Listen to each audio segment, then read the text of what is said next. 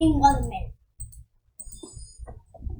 Early one morning, Nancy the sparrow says Sarah Possum in his vermin patch disappeared down the peach tree, where he lived to watch Pacha slow progress.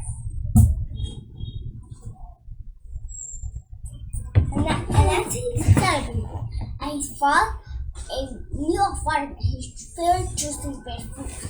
When Possum sat at home outside at midday to take a nap, and Nancy stuck ready to take. Nancy stuck down the tree for his nap.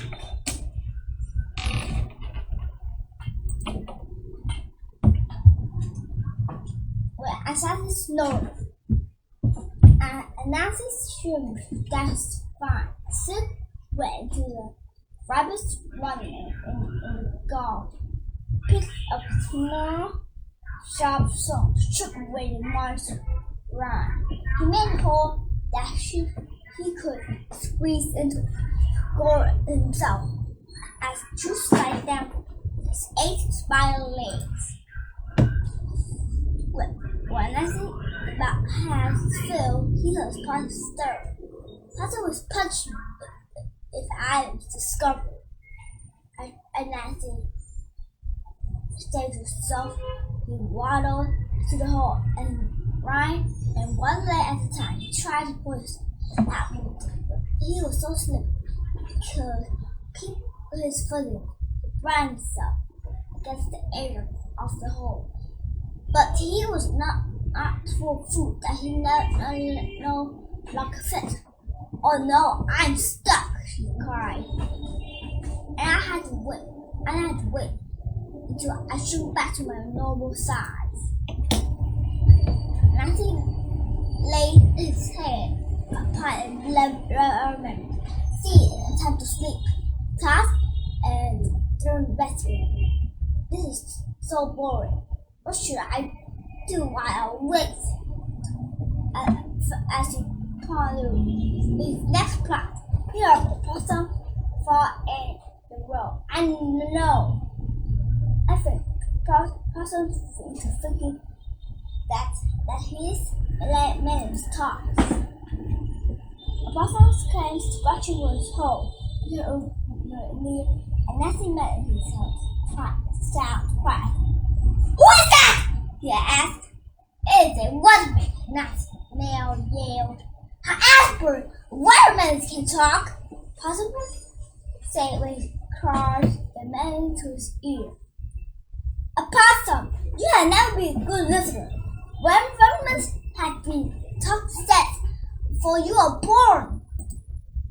A possum could not believe his ears and cried, Eureka! I'm sure the king made the discovery I have made. Off he went, carrying the water. Nancy bounced to find from inside. He met Raccoon rolling down the dust beside the road. What the hurry, Possum? Raccoon said. I'm bringing King Bear and talking one.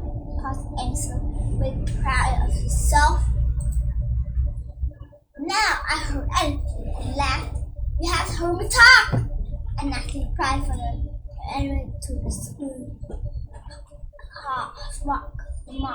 Ha! What? Who said that? Asked Raccoon. I did, said Nan. We enjoyed his trip. You are silly, Raccoon. I realized that all the animals have speech. Watermelons are more intelligent than we. Do you believe me now? Asked Possum. Yes, I do, Raccoon said. Knock, I like watermelon started. Something the king wants to see. Let's pass to King Bear Grand Stand. Possum, Raccoon, Compound, Gopher, Rat, and Squirrel.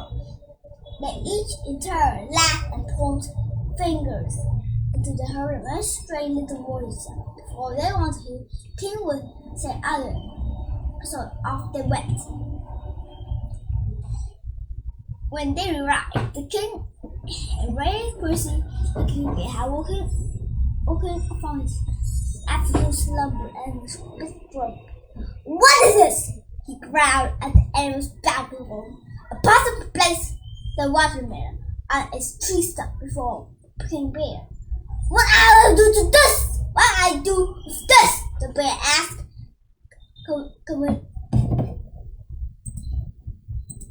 Continue before anyone had a chance to answer. I don't need any of the Weathermans. I ain't on my own. This one talks. They shared in ocean. King Bear refused to leave. He had such a candy pouch. He demanded the man's page back if the animal spoke the truth. It was the Saturday. Mom, for the first time, said, "What joke is this?" the king grumbled. The man lied. I fooled to wait more than you waiting for your trickery. He snarled. He frightened the animals. You was the fool not to wait, piped up the Nancy from inside the animal. Only fool-faced warriors can talk. Fool! King Bear roared. I am one of those dragons. How dare you call the queen full name? And with that, King Bear picked up the watermelon and paws and chucked it as hard as he could. The melon flew through the air and landed with a crack and got forward, splitting wide open. Anansi was free. He skidded as fast as he could back to the peach tree, where his morning started. What a great day! Anansi rejoiced. All of this fun had made me hungry again. He began to eat a large, ripe peach above a possum patch. A possum turned later the day with a sour look on his face, picked up his hole and dig furiously. Melons! He cried. Next year I will grow something as the patch. You watermelon are nothing but trouble. Perhaps you'll grow some with peaches. And as he said with mouth full of fuzzy fruit, the king started to listen to a peach.